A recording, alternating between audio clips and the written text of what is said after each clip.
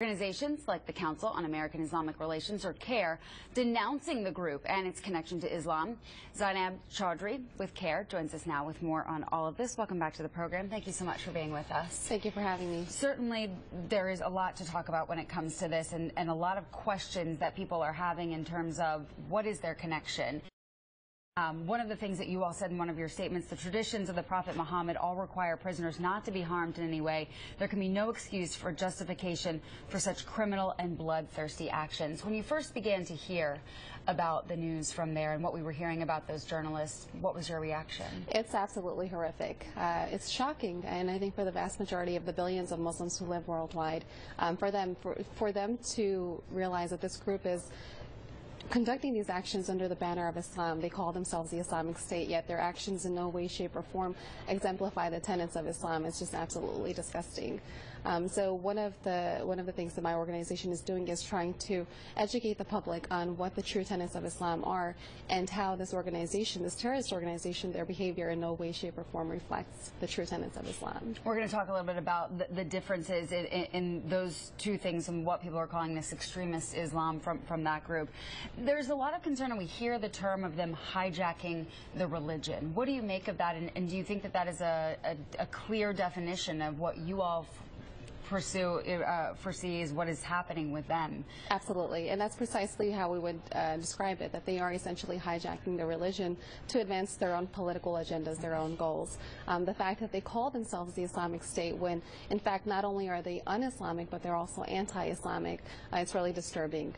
The fact that they on their banner that they have, they show the Islamic Declaration of Faith, which is a Shahada, and they have the Prophet's seal on their banner.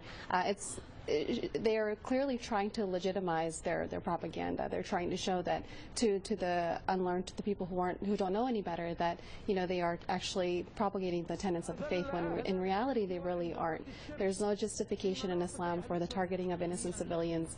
Not only have the 2 Americans been killed, the 2 American journalists, which our hearts go out to families, and we've extended condolences to both James Foley and to Stephen Sotloff's families, but also they've been targeting other Muslims, other Sunnis and Shias, and not only just the Christian minorities and the Yazidis, but also Sunnis and Shias in the region. So there's absolutely no justification for that in Islam. If you'd like to join in on the conversation, give us a call on the News Talk line, 703-387-1020, as we can continue this ongoing conversation so many are having across the world about exactly what they represent and what they mean when they talk about the Islamic State. One of the things you talked about is their representation and the propaganda in which they are putting out there. How much of a concern for young Muslims is this, of really what they're hearing and what is truthful versus what they're putting out there? Oh, it's very much a concern. I mean, the fact that they're leveraging platforms like social media and the internet to show that they are legitimate and to show that they're trying to establish this quote-unquote caliphate. There's a lot of frustration, especially in the Western world, amongst Muslim youth because of the what's been going on in Syria, the 3-year civil war, that there really hasn't been any kind of adequate response from the global community in terms of helping to address that crisis in Syria.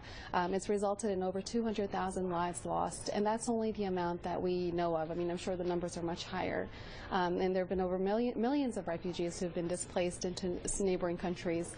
And so for the youth in the western part of the world, they feel frustrated, they feel angry, they feel helpless. So for them, the fact that ISIS is calling itself a caliphate and they're providing means for them to go out into Syria and Iraq and help, quote unquote, help the civilians on the ground, it's appealing to some of the youth. And in fact, with the reality, what we're hearing back, reports we're hearing back, are of youth who have traveled to the area to join ISIS, to quote unquote become freedom fighters. They're realizing that the reality on the ground is actually much different than what they thought it was. Right. And so some of them want to home, and unfortunately it's difficult for them to come back home, and they're not only are they afraid of the ramifications of what will happen, but also the leaders, al-Baghdadi and his cronies, they're not going to allow them to just pick leave. up and leave. Yeah. Sure. One of the things you talked about is the social media, and we keep seeing this ISIL flag burning, and it seems to be taking on something of the ice bucket challenge in terms of challenging others to do this. Yet, as you mentioned, on that, there are real figures that are on what they portray as their Islamic State and the flag that they use to represent themselves. Have you all discussed this, and what do you make of this new trend? Obviously, not only using the social media to get messages out there, but now seeing sort of this hatred and more of this movement that's happening on social media. So another tactic that's being used by al-Baghdadi and the leadership of ISIS, really, all of these people they're being used as pawns in a political struggle and a power play that al-Baghdadi essentially is trying to, establish a platform for him to advance his own political agenda. Are you concerned that they don't realize that that's what they are? Especially the youth. Yeah. Especially the youth. We would be concerned because they're frustrated and they're emotionally upset, and they want to make some kind of change. And so for them, they're going to see this on the surface as, oh, this is a way for us to make a difference. Right. And unfortunately, that's just it's wrong. It's mistaken. So. We talk about the response from the global world, and obviously we expect to hear more from the president later on this week. He's expected to meet with Congress tomorrow, and we believe from what he said ahead of time is that he was going to make some of these decisions without congressional action, and for him to be able to do these. What do you think is adequate? What do you hope to hear from him on Wednesday? Well, in order for us to really tackle the problem that ISIS poses, we have to eliminate them. And part of that would elevating the voice of the moderate majority in Syria, the rebels who are opposing Assad's forces.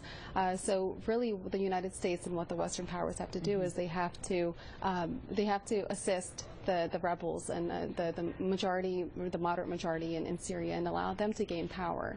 The fact that Assad's regime and they have to support democracy in the region. Unfortunately, how effective will that be? We're uncertain. I can't really say how effective that would be. Our track record doesn't speak very well for itself. For example, with the Arab Spring in Egypt, when Mohamed Morsi was elected to power, for all intents and purposes, the Muslim Brotherhood was a democratically elected government in Egypt. And unfortunately, with the United States supporting the Sisi and the military coup in Egypt, this is an argument that ISIS and similar groups they use to kind of promote their argument that democracy isn't a surefire way to establish that there's security in the region. So, in terms of moving forward, a lot of people say the economic role in cutting off certain areas plays a large role in this, yet the president has said very clearly there's not going to be a troops on the ground movement from the U.S. Where do you think that plays in terms of the economics of all of this? Because clearly they continue to get funding to move forward and continue to promote what they stand for. I'm not entirely sure that troops on the ground is the best solution, or even dropping bombs. I mean, I'm not even sure how effective that would be. I think we should focus more on where the military is getting their arsenal of supplies from, where they're getting their bombs from. I mean, we have advanced, sophisticated technology nowadays. There should be ways for us to determine where they're getting their ammunition from. With the NSA, instead of conducting surveillance on American Muslims who are law-abiding citizens standing for justice, what the NSA should be, what we should be using our intelligence for, is to determine communications amongst these leaders and trying to tackle and pinpoint and figure out how we can intervene and intercept those communications. Hoping to be a step ahead. Absolutely. We do have a caller on the News Talk line, Hillary, calling in from Adelphi. Hillary, go ahead with your comment or question. Hi, how are you? Fine, how are you? Okay, my question is when the ISIS is messing up with all the Muslim people, and why the big countries like Saudi Arabia and Kuwait and Qatar, all these rich Muslim countries, they are not doing enough to stop us? So actually, the largest council in the world actually is called the Organization of Islamic Cooperation, and that's considered the Islamic UN. It's an organization that consists of 57 Muslim countries throughout the world, and they have strongly condemned the actions of ISIS. And there have been muftis and scholars and religious scholars throughout the world who have spoken out and strongly condemned ISIS to distance their actions from the teachings of Islam. So because it's not in mainstream media here in the West doesn't mean that these condemnations aren't happening. People are certainly concerned about what's happening in the world and concerned the effects it will have.